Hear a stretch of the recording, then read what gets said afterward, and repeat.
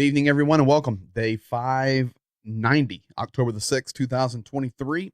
And I rolled into this studio about 30 minutes ago. We had a great trip to Maine and back, our 30th anniversary. Tried to stream on Wednesday, but no internet where I was. I mean, through my mobile, I had everything with me and not possible. So we got as much out as we could this week. We're back. Jane and I have been working all day while we've been traveling, getting stuff ready for tonight, and we've got quite the update for you. It's going to be a little different look. I've got a lot of video tonight from Jenya. He, I, we were, I was traveling and getting stuff ready, and I was driving a bit, and then my wife was driving, and he and I were talking all day, and he said, I got some videos I'm going to send. I said, well, send me videos. So they just started coming in, and it was really interesting. It's like a 30-second clip with his thought on something, or a minute or 2 minutes. So we're going to get to all of those at the end. Before we do that, we're really going to be talking about the nations, what's happening. Of course, we're going to talk about Kharkiv. We're going to talk about the other devastating things that have happened over the last couple of days. But for the most part, Jenya's going to be really zoning in on that. So thank you guys for being here. Nate, I see you there, buddy. Slava Ukraina. Skeghead, Greg is on fire in the Ukrainian swag. Yeah, oh, it's not swag. This is my real stuff here. King Raccoon, welcome to you, my friend. Yeah, you guys hit the like button. Carl Elwell, as always, good evening from Vegas, baby. Thoughts and prayers as always. MXSTY, welcome to you. Angie Coon, love the chats across the pond going on here. Blessings to all. Yes, I was in here scrambling to make sure everything was ready. I'd been working on the road, preloading the studio, and I'm just watching Raccoon and Skeg talk, and then Barry jumped in there. It was really cool. So that's the purpose. Everybody supporting Ukraine. Mark McLaren, welcome to you, my friend from across the pond. Pat Shoaf, I see you there, and all the others that are coming in now. Appreciate all of you guys. I really want to jump right in tonight. I've had a crazy week, so let's get going. Actually, let's do this first. Let's go here, and we'll see how it compares to the end of the stream. 9:04 p.m. Eastern, 4:04 a.m. in Ukraine. Dead quiet. Now, about 3-4 hours ago, Poltava was hit, and it was hit with an Iskander, and there is damage, but it's still very early on that. So that's the latest thing that happened. But right now, it's quiet. You'll hear more about that from Jane in just a moment. I also want to take a peek here because I haven't been able to do for a couple of days with you guys. There's there's two things going on. One good for Ukraine and one bad for Ukraine. One good, one bad. And here's the thing. You're not going to hear about the bad one a lot because nobody's telling it. But I'm telling you, we've got a problem in one area and we've got success in another. So if we'll start in the south. We come up from Kherson, nothing has changed at all. We get over below Zaporizhia, and this is where we have a change. Ukraine was able to punch a little hole down toward some of their lines here, and also pushed a little west of Robitny. They still have not been able to crack Novoprokopivka yet, but that's on the target zone, as well as Verbovi, these two villages here. But this is basically the same. Ukraine has made a little bit of advance there, south and west. Coming around the rest of the south before we turn up north, nothing's changed. Nothing. Here's Avdiivka. Nothing's changed. It's just surrounded and level to the ground. If we come up, you guys know where we're heading next, and it's going to be Klishivka. Ukraine has been able to push a little bit more east here, so this is positive. But remember, guys, that railroad track right there, that's the battle line, and it just hasn't moved either way. And what's interesting, from the photos I showed you guys a week ago, if you look at Klishivka, and remember, I showed you 3, 4, 5 images of it, and it's leveled, every home leveled. So there's not many places to hide out here or to take cover for Ukraine, other than in the ground. Bakhmut, the same. In fact, Russia's punched a little bit up here on the northwest, getting a little closer to Ivanivsky. And remember, Ivanivsky is the road we use that comes out of Chasiv Yar, and Chasiv Yar connects to Konstantinivka, and that's your circle road: Kramatorsk, Slavyansk, Kramatorsk, Druzhkivka, Konstantinivka, and then you hang a left and you come through Chasiv Yar, you come into Ivanivsky, and then you're into Bakhmut. And we're getting a little push there. Now, where's our problem? Well, here's our problem. Torsk, this is a problem. They have made a push into Torsk, and this is a significant little double village here with Torsk and Kurovsk. You know, this is not a little teeny village. This is more of a little town, medium-sized town. But our real problem is Kupiansk, right here. This is in a worse situation. We'll leave it at that. And I know it's not out there on the news or Twitterland or Tweeterland, wherever you guys get your information from. But I'm just telling you. Jania's been talking to the guys today. We're having some issues in this area, but the hope is that we can reclaim territory that was taken. So what I'm telling you right now is that gold line's going to move this way. It's not on the map yet because I'm not sure ISW even knows, but it's going to move this way. Golubivka, lots of pressure down toward that region in Kupiansk. So that's where we're at, and air raids still quiet. Now, title of the program tonight is The Shifting Global, what did I call it? The Global Shift on the War in Ukraine. That's what I'm calling it. And I honestly believe that's happening. And I wanted to take a moment. Janie and I were talking about these nations, and you guys feel free to drop something in the chat. I am not an expert on these nations. I'm pretty much a spurt on the U.S. I know my country, and I know Ukraine, but I'm not I'm not an expert on the UK. You guys that are in here from the UK, you know much more than I know, or Australia. You guys down there, we have viewers from Germany, Austria. We have viewers from all over the world. I'm not an expert on your nation, but I can read the tea leaves, and I can see what's going on. So instead of me jumping on another nation first, I'm going to do the honorable thing and talk about my own nation first. My nation in regard to the war in Ukraine. Okay. First of all, I was in DC with congressmen and senators. I have heard the inside story before it's happening. I was with the ambassador of Ukraine and other Rada leaders from Kyiv. We have a problem. And yes, support's still going. Even if the government shut down, which it still may, they just have a Band-Aid on it. But it's not the issue. We are losing support for Ukraine in the United States in general. That's just the way it is. And it's obviously going down.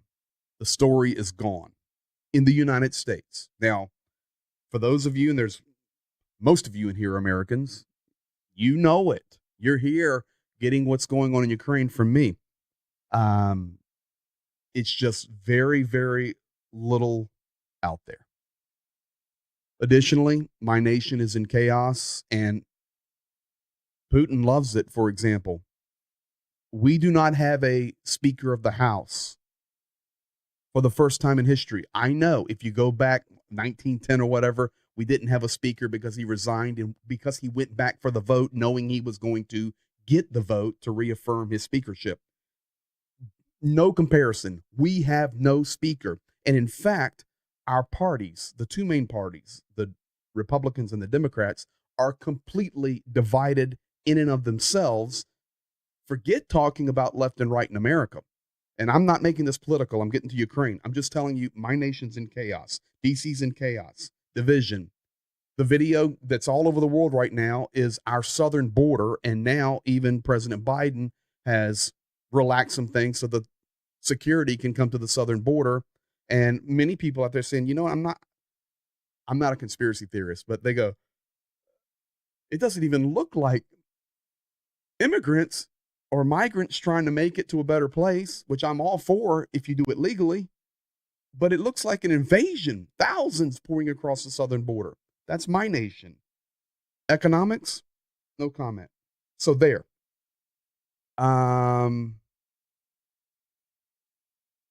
The country's a mess.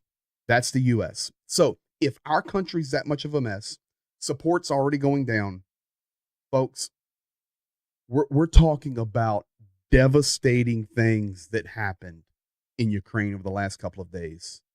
And guys, it's not even on most news. It's not even on. And the worst attack that has happened with the most death, which is Groza, which we will talk about, barely makes the news. We have a shift. So that's the USA. Now, I'm going to say something about Great Britain. I know I have a lot of Brits in here. Okay. I'm not an expert on your nation at all. But here's what I can tell you. Observation. You guys have done a wonderful job supporting Ukraine. This program's full of guys from the UK. So thankful. Secondly, you've put your money where your mouth is. You've put your training where your mouth is. You've helped with military supply, humanitarian aid. 30,000 Ukrainian troops will be trained during the winter in Great Britain. You've done so much training, and it's going to continue. Great Britain, thank you. But here's the problem. Here's the problem. It seems to me that Great Britain does not have the booming voice anymore. So, of course, the United States doesn't have it. Our leadership, we can't even put a speaker in the House, and our president doesn't know what time it is, and the other one that wants to be the president is trying to stay out of jail. Welcome to the United States of America. Not Ronald Reagan days, I can tell you that. UK, I'm sorry, but Boris Johnson, love him or hate him, I don't know your guys' politics, but man, he was a friend to Ukraine. And more than a friend to Ukraine, he was a booming voice. Booming. Showing up. Gone. I don't know anything about Sunak. Has nothing to do with it. He could be the greatest thing since sliced bread. But the voice is gone. That Boris Johnson, ruffled hair, tie on sideways, pants untucked. Ukraine, we love you. Walking around the streets with Zelensky trying to speak Ukrainian. Gone. Liz Truss, I don't know anything about her, but I do know this.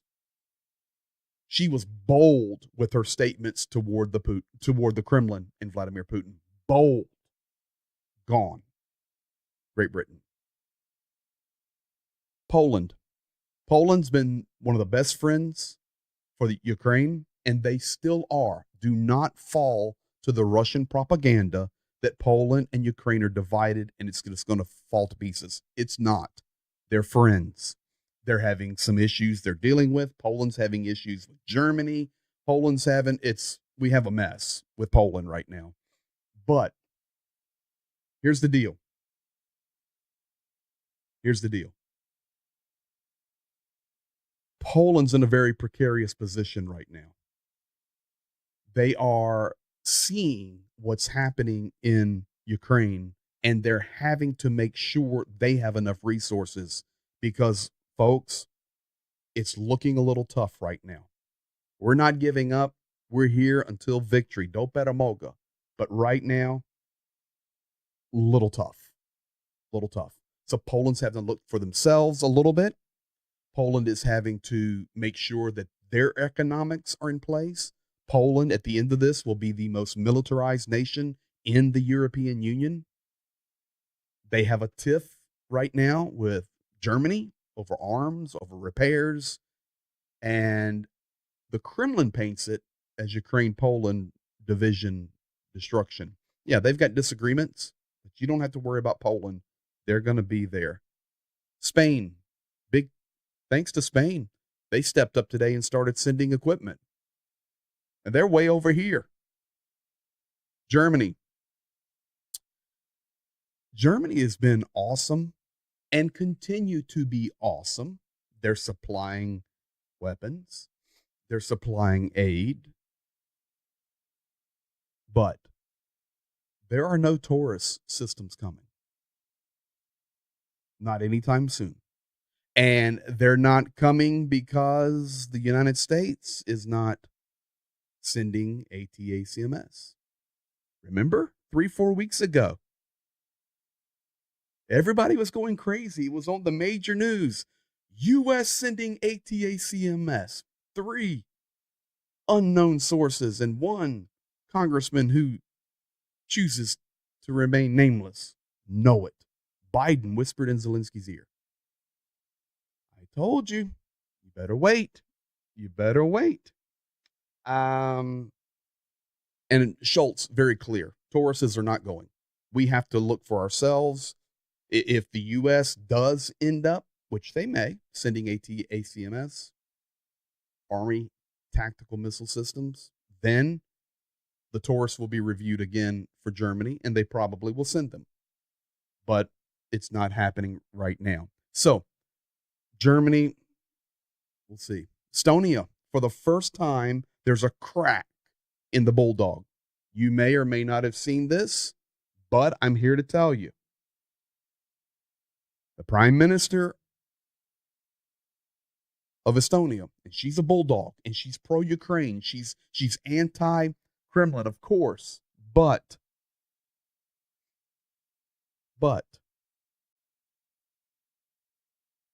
she did crack a couple of days ago.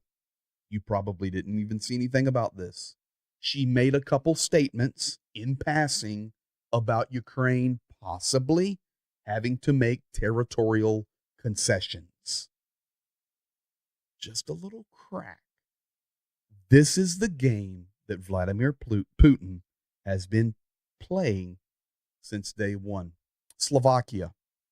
Slovakia elected a new prime minister. He's pro-Russian, he's pro-Putin, he's pro-Kremlin. The president of Slovakia is still pro-Ukraine. However, she's more pro-Slovakia. Right now, Slovakia is in division in their nation. At first, 24 hours ago, Slovakia said, we're done. No more aid to Ukraine. 0. Now, the president has came back and says, hold on. I know my nation's divided, but Ukraine's fighting for us. We're going to do something to help Ukraine. So that's Slovakia. That's on the table. Hungary, Viktor Orban. What else do you need to know? Ukraine will not get into the EU as long as Viktor Orban is the prime minister of Hungary. Not going to happen. Hungary is pro-Kremlin. So that's where we're at. Mark McLaren says, I reckon the ATACMS story was leaked on purpose to see if it would trick Germany to send Taurus missiles. I'm going to be honest with you guys right here. I'm going to be honest with you right here. The power of Russian propaganda is what I've been trying to share with everybody.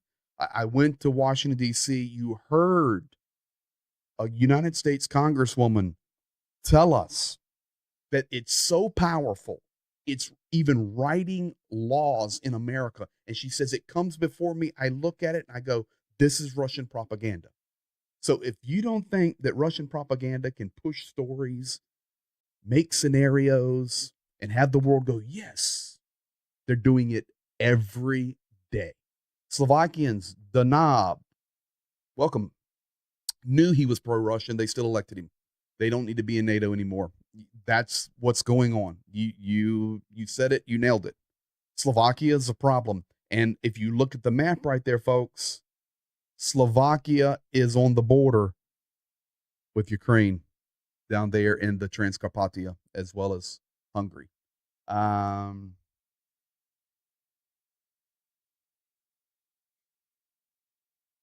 Just telling you, I've been gone for a week and I'm watching everything. Of course, I don't get out of touch. Talking to Zhenya, we're working in Ukraine, we're doing all kind of stuff, but I can just see it. Been doing this since day one and have worked in Ukraine for 26 years, now pushing 27. I can see it. You just see the little shift, and I see, you're going to see in a second. I'm going to validate my statement to you in just a moment, my theory. Turkey. What else do you need to say? If you have a president, Erdogan, who will go to Sochi 3 weeks ago and then tweet about his dear friend, Vladimir Putin, my dearest of friends, Vladimir Putin. And you know that that man is allowing missiles to be dropped on cafes where people are trying to have a funeral, or dropping them on a hospital where people are trying to help others. What else do you need to know? Turkey, forget it.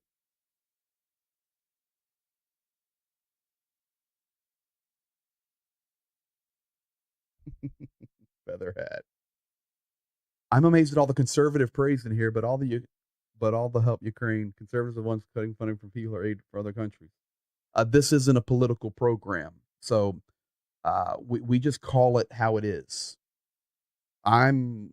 You look at my back over there. That's my hero over there, Ronald Reagan. But he was a uniter, and that's what we have. Listen, you can take you can take any history you have, especially in the United States. I don't know where you're from, but with Republicans, Democrats, and flush it down the toilet. We are not in the same country. Right now, we need to look for truth. We need to look for goodness. We need to look for help. We need to look for humanity. And we need to get back to being human beings that have common sense to help mankind.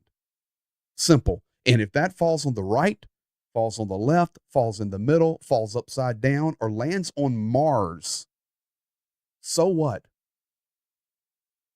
All these labels, forget all these labels. We're hunting for truth. That's it. Yes, that's exactly the game right there, Rick Barry. Slovakia and Hungary. It's the wedge dividing NATO from um, from Putinsky. Steve Bannon. That's correct. A friend of former POTUS, worked hard to spread nationalist movements in Hungary and several other European nations. We modeled this in 2016. It's correct, folks. This runs deep. And you know what's really interesting? I Listen to me.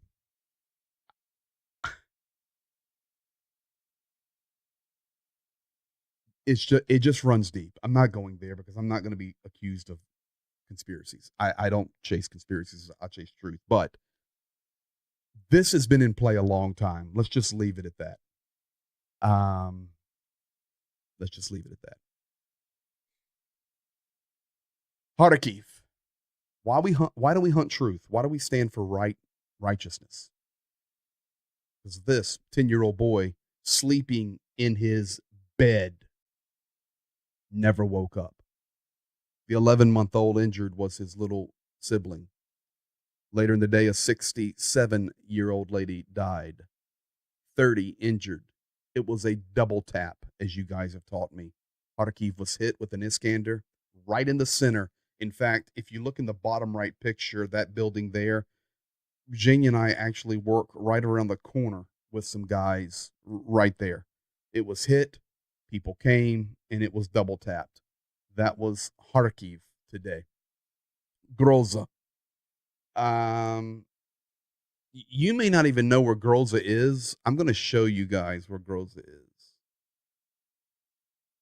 Let's do it. Let's do it on Google Earth. Let's go here. It's Groza. If you come into Ukraine, here's Kharkiv. Here's Izum.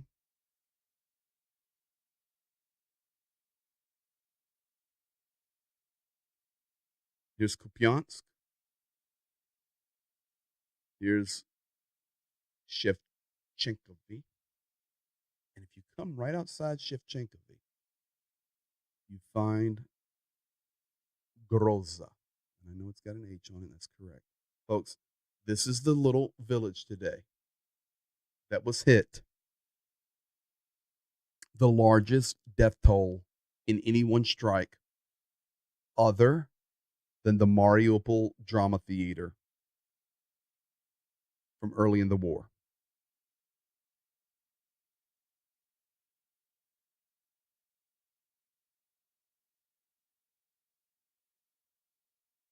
That little place, family members were gathered to celebrate Ukrainian heroes, and they were hit.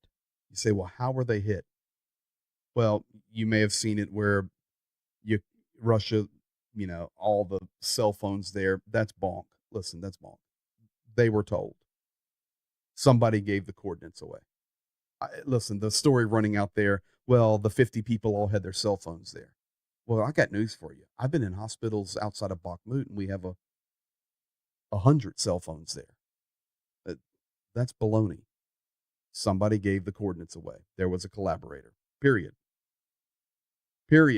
There was a collaborator. That's Groza. So you can see the little teeny village. Now, you may say, what about the Beterslav Hotel? Where's Beterslav? Well, Beterslav is down south. Let me go to the tactical map for that one, help you see it a little better. Beterslav we work in. Right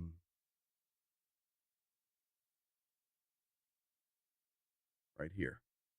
Outside, between Nikopol and Kherson. Here's Kherson. If you come right up the river, this is Beterslav. This is where the hospital was destroyed. 2 floors of that, right across the river. Do you remember about 6 weeks ago, I told you guys that Russia had moved 46 Iskander units around the border? They're all in Russia. They're right on the border. Iskanders. Iskander is a truck. Let me do this. I can maybe pull you an image. Iskander is a truck that carries ballistic missiles. Pull up a photo for you guys. Right here.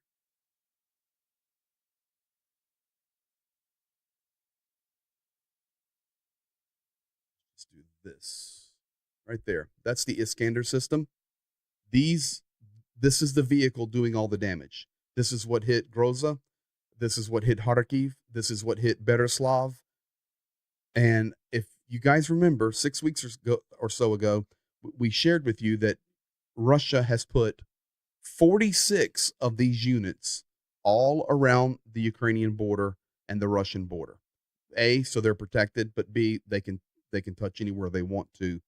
And that takes us even to another conversation. I thought Russia was, wasn't it a year ago? Everybody's getting on here and going, hey, just a couple more months and Russia will be out of munitions.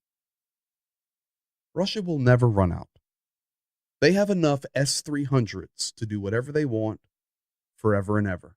Stockpiled, not only in Russia, but in North Korea. And yes, information coming out today, multiple sources, that North Korea is supplying Russia with weapons. I've got news for them. North Korea's already been supplying Russia with weapons, but if you want to make it and, you got the breaking news today, that's cool, but it is. They just keep coming. Remember, well, they're just going to run out. They're going to run out. They're going to run out. They're going to run out of drones. They're going to run out of missiles. How's that working for you? Not going to run out. They're not going to run out when they've got their own supply that they have been preparing for this war for 2 decades. And they have partners that are warmongers like Iran and North Korea that are gaining benefits from this war. North Korea, poor. Do you think they're giving the weapons? No, they're getting paid for the weapons. Is Iran giving them? No, they're getting paid. And more importantly, they're getting nuclear technology. Nothing's going to change. So that's Groza and Beterslav. Now, what did Putin say?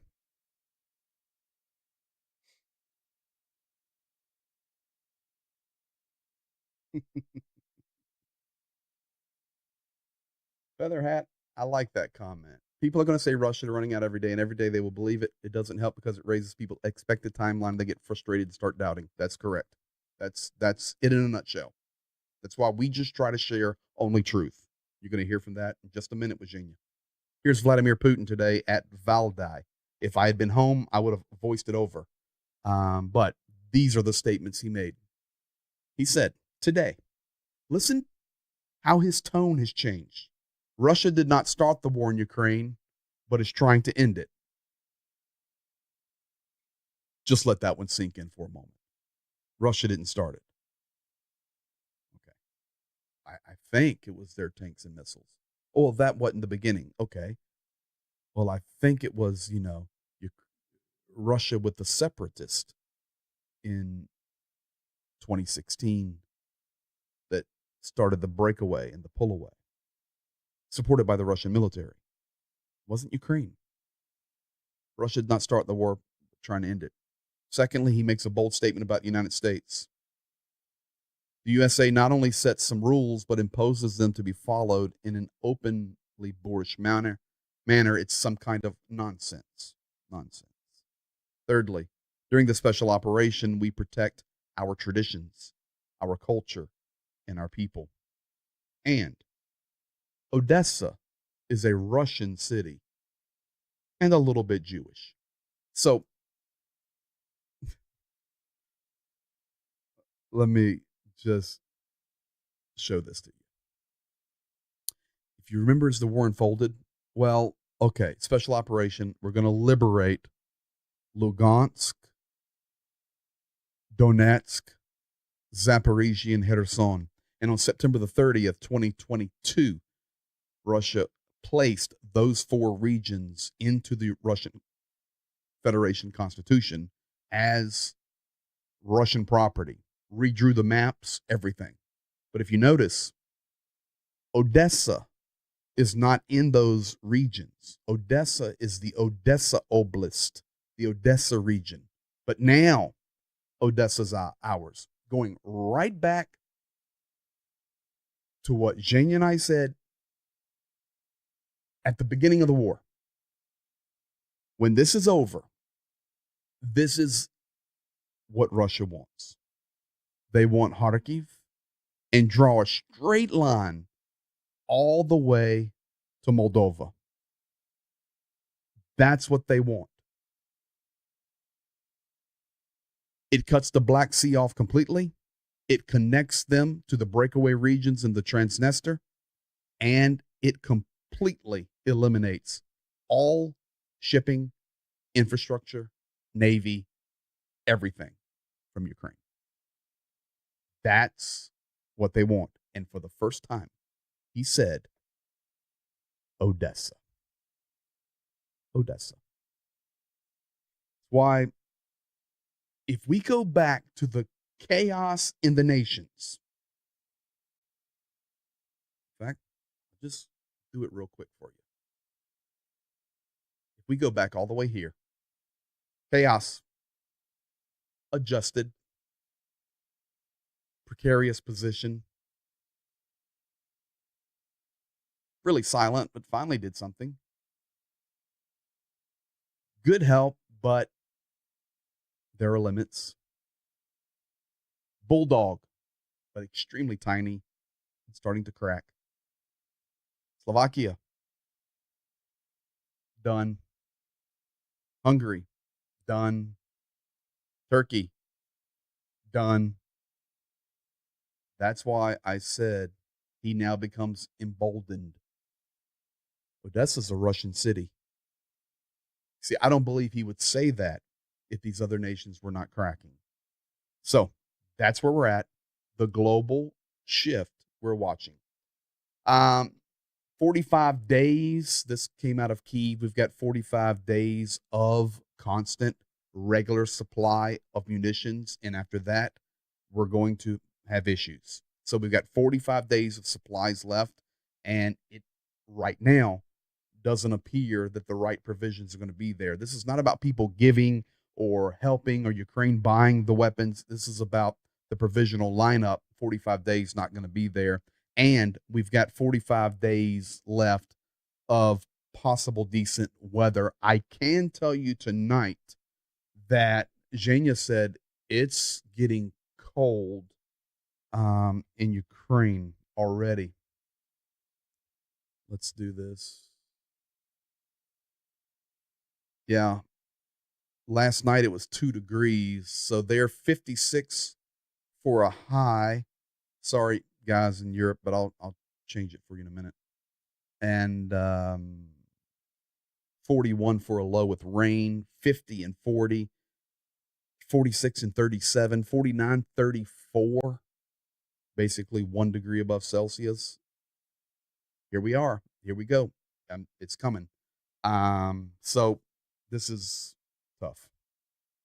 Tim Ryder, 100%. Moldova's next, and he wants the land bridge to it. Correct. Mark McLaren, I agree. Putin's forced on dividing Europe. China's focused on dividing U.S. and South America. And I'll throw this in there. Putin's doing a good job doing his part to divide America as well. This is calculated, guys. This is calculated. Many Western companies are still in Russia under other names. You are correct. Why aren't they getting punished for breaking the sanctions? We need a new public list of those companies so we can stop buying. I can get that for you. It will shock you, and you will have very little to buy. But, in fact, you know what, the knob? When the real good questions come in, I write them down. I'm doing it right now. Monday, I'll have it for you, buddy. Entries. Up to the date. Sorry, guys, I'm right. Back in the groove.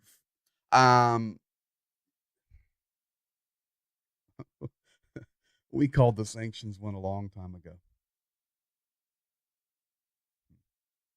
All right, let's get to this. My thoughts. Zhenya Matsutsa.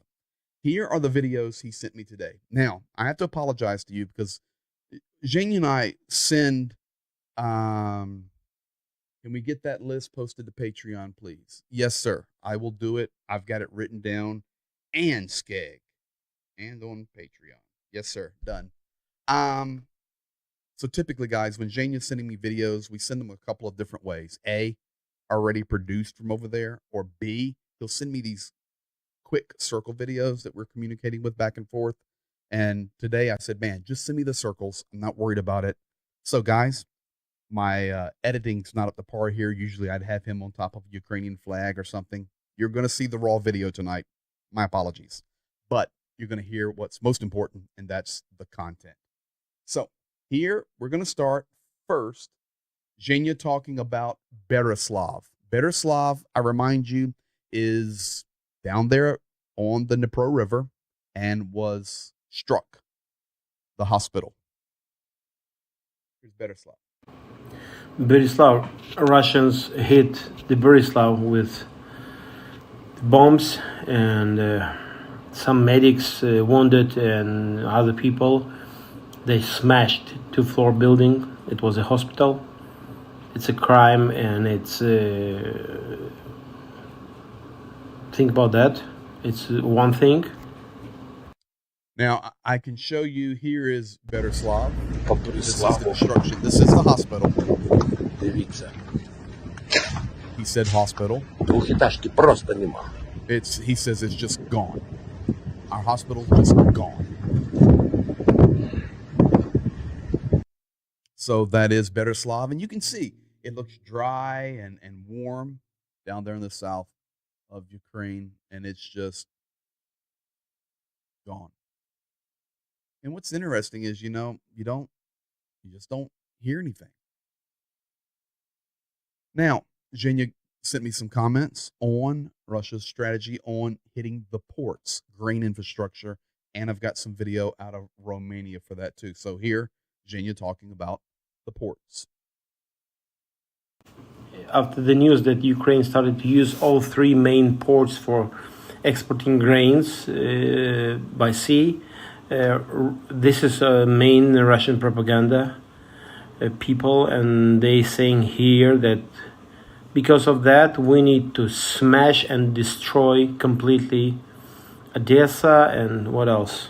I don't remember. Kharkiv probably. This is the direction. Now, did you guys catch what he said?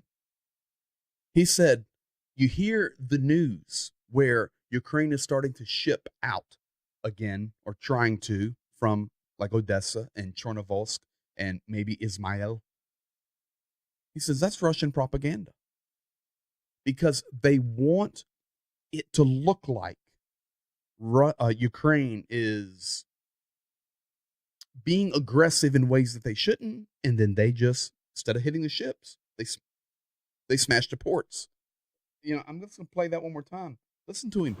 After the news that Ukraine started to use all three main ports for exporting grains by sea, this is main Russian propaganda people, and they saying here that because of that we need to smash and destroy completely Odessa and what else?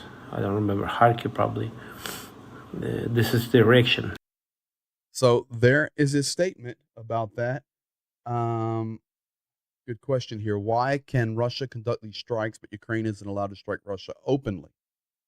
Because the nations that would have to stand up and back Ukraine if Russia increased their onslaught against Ukraine, which they can, folks. They can. If that happened, then NATO, the United States, would have to do something. So right now we have a sacrificial lamb. Here's the second thought on the ports. We did mention it before that Russians, they want to destroy all our grain storages. For Ukraine would not export any grains. They cannot attack the ships, so they decided to attack the ports and warehouses, storages of the grain. This is the example of latest hit, and you can see they attacking the grain. Our place where Ukraine helping the world having bread. The place where Ukraine helps the world to have bread. That's what he said. Just think about this.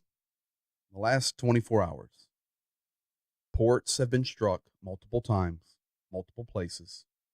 I'll show you one now on Ismail, which is across the river Danube from Romania. A funeral at a cafe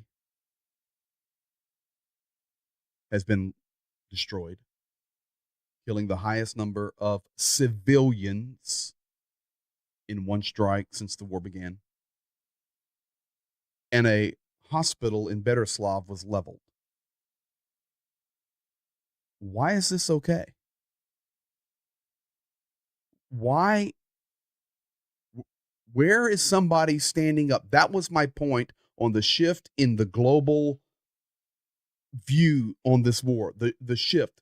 That Boris Johnson would be losing his mind right now, or if we had any other type leadership in America, and I'm not saying a person, just anybody who could stand up and say, enough's enough. Enough's enough. You're blowing up bread, you're killing babies, and you're blowing up hospitals.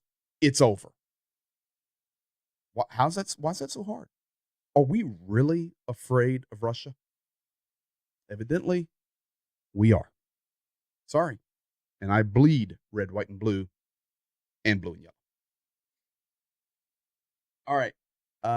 Here, I show you. This is a guy filming from Romania. And you can see the anti-aircraft trying to take out the drone that's coming to the port, but it's unsuccessful.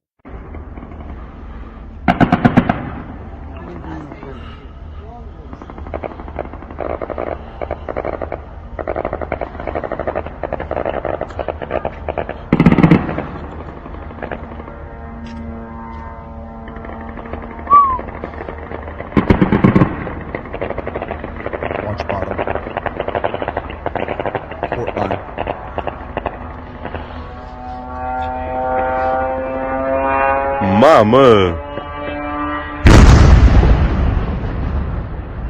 Asta direct în vama căzut. Now he's speaking Romanian there. I have no Whoa. idea what he said, but I did understand mama. So that's just okay. And the air defense there, it's pretty minor there. You say, well, why couldn't they get that out of the air? There were multiples. You hear the other one still going? It's not easy. And when the engine conversion comes, it's going to even be more difficult. Zhenya's thoughts on Kharkiv. This morning, attack from Russian terrorists to Kharkiv, the central part of the city. And it was 9 morning. People were on the way to their works.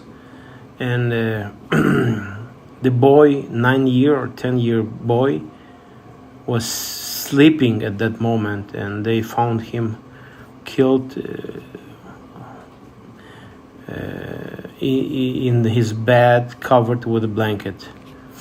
And now when you see these videos and the pictures, I don't know how much we can share it with you. Maybe it will be blurred by. But the question is, probably it's not enough to help, to make decision to help Ukraine. I don't know. It's terrible. You guys that have been with me a long time, and here in a couple of months, I will be back in Ukraine. You'll be watching Zhenya and I live, and participating and helping and being there, and we'll be sharing the truth from Ukraine for a few months. But you can tell it now. Those of you who've been around a long time, you can tell the where and the concern. It's getting difficult, and the winter is coming.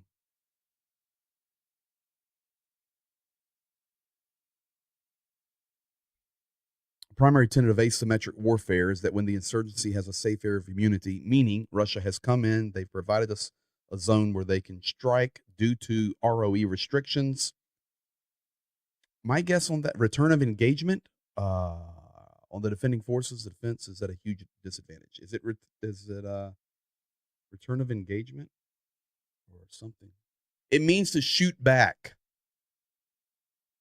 590 days is a long time, bro. It really is. Now, Groza, the funeral. Kharkiv region, Groza village, and people gathered to for the memory dinner of one of the warriors who died fighting for Ukraine about a year ago. They couldn't do it before, and so the people make decision to give him honor, to memory, and express it. So they gathered together, and it was mostly one representative from the family, one member of the family was representing, just to give that honor. And probably somebody shared the point, the coordinates. This is why Russians attacked it. It was in Groza. It was civilian people. It wasn't the military people. It was civilian people, old people. It's a crime, and we need help. As Ukraine with air defense systems, with the possibility to stop aggressor. It's a crime, and we need help. I watched some videos, and if you noticed, I've not shown any videos of Groza. There's nothing to show. All I could show you is a blurred out screen. It was completely destroyed, and I'm very bad. Very, very, very bad. Everybody knew everybody. Just, it's a crime. Zhenya talking about Kupiansk. Remember, this is where Russia's making a little push. And you're going to hear him talk about truth.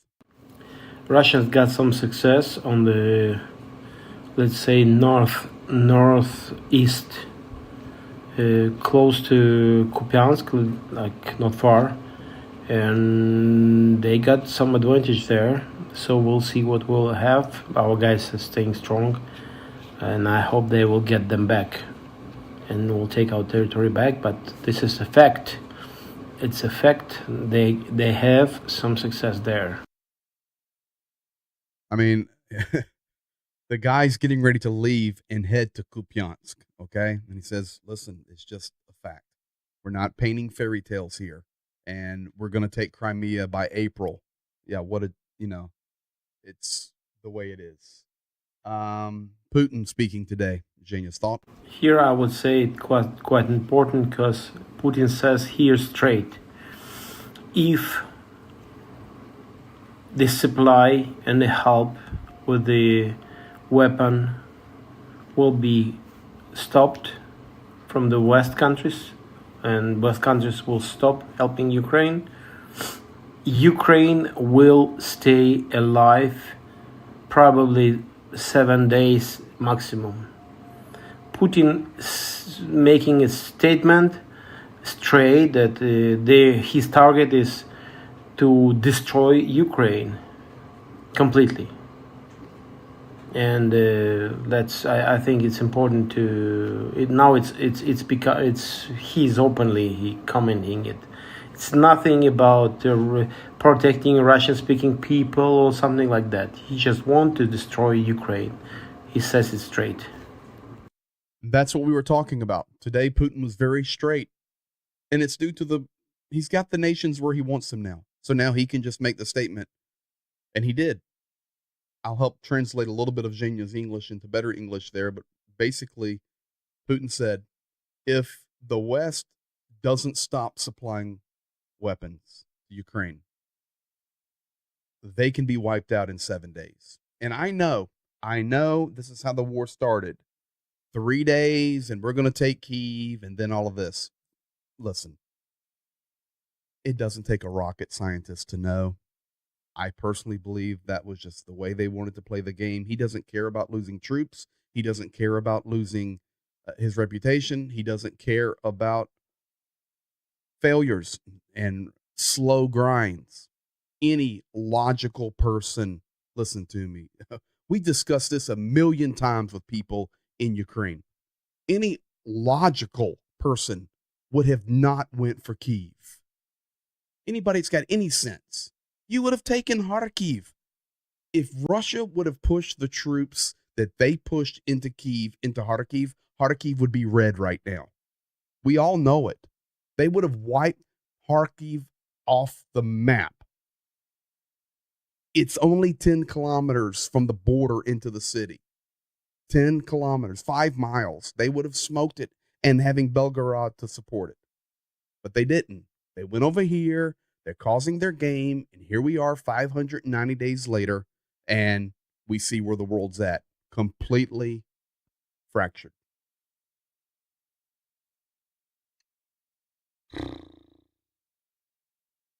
Jacob's thoughts on the nations. Okay, just some minutes ago, Russians used one more Iskander and hit Mirgorod. I don't know the result yet. There is no information about that, but it's a fact. The same Iskander, and one remark is that 46 systems for launching Iskander-M are located, the Russians located on the border with Ukraine, on the north side and east. So that's what we have, and Ukraine need help. And looks like, if you will check situation on the west border, I mean the Hungary and Slovakia, and now the Poland. There is, I will not bind the Poland and Hungary, it's not possible, but we see the result of some pro-Russian agents, let's say, working there. And I believe that Poland will stay with Ukraine and nothing will stop it. But we can see the attempts, definitely its attempt to destroy and to stop supplying, to destroy relationship with the countries. And I believe this Slovakia the same. It just attempt, and the result will be not as crucial. And Slovakia in the future will be supporting Ukraine as well. Will continue. That's what we have. But we have we have neighbors on the north. We have neighbors Russia on the north and in the east. And now we have situation with the Hungary from the west side, and the Slovakia are, let's say, shaking, and situation, let's say, tight situation with the exporting the grains with Poland. We'll see. I believe that Ukraine will be supported in future as well. The world will not stop helping us, and now it's a time when the world needs to see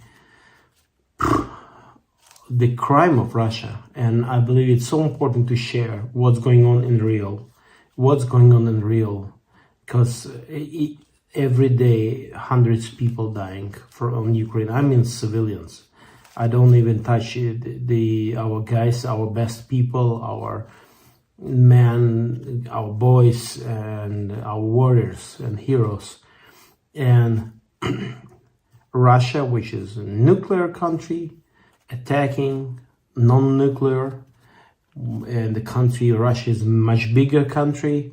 And now what we have the world are having doubts, should the world supporting Ukraine, not with their soldiers, but with a weapon to help Ukraine to fight for own freedom. That's, as for me, it's a crazy situation, and it's a crazy that it's even we have this on the topic, we have it on a discussion that the world still having some issues or politic question and delays, and with all of that, it's a war, unfair, injustice war with the attempts of genocide of Ukrainians, because we gave our missiles, our nuclear weapon, and now the world are not staying completely, I mean, in full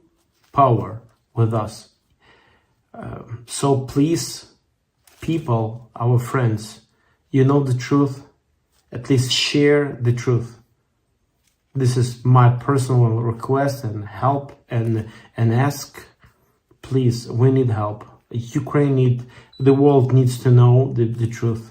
Right information, correct information, not Russian propaganda, but real people, real facts, real videos, real stories. Please share it. Thank you. That right there is a powerful couple of minutes from Zhenya. People are dying every day. Share the truth. He sent me one last clip, and here it is. One more question, just a thought. How much more people we need to bury, and more? How much kids should perish, should die, should be killed by Russians before the world will say, okay, probably that's enough. Maybe we need to help more. This is just a question. A little frustration there, and rightfully so. Saw you guys' comments during all of that. It's just a powerful moment. So share it. Tell others. Share the videos. I'm going to be working on a co-stream with a streamer out of Great Britain that King Raccoon actually connected me to. And that'll be a huge help. I got some things I can offer him. He has things he can offer me. We'll see what happens. But, folks, this is reality. And for those of you that have been here a long time, you can see Zhenya's face. He's leaving now for Kupiansk. How about that? Let's go to the hottest place. So, thank you guys. We appreciate all of you. I will check this before we jet out of here tonight.